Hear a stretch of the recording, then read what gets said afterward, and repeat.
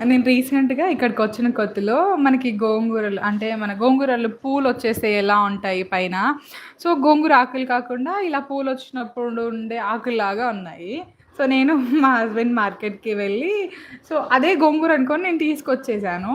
వచ్చి నేను చికెన్ అంటే నార్మల్‌గా మనం గోంగూర అంటే ఎండులోనే కొంచెం అట్లా కట్ చేసి చిలకరిస్తాం కదా! అయితే నేను ఆ చికెన్ కూరలో గోంగూర అనుకున్నాను. సారీ కొత్తిమీర అనుకున్నాను నేనది.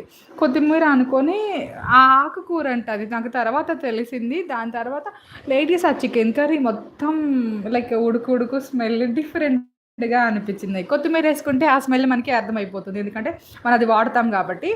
అయితే ఇంకా చికెన్‌లో పెడితే అసలు స్మెల్ చాలా డిఫరెంట్ ఉండే. ఆ రోజు ఆ చికెన్ కూర కూడా అస్సలు తినాలనిపించలేదు. ఇంకా అట్లనే ఆ చికెన్ కూర 2 డేస్‌కే అయిపోయింది.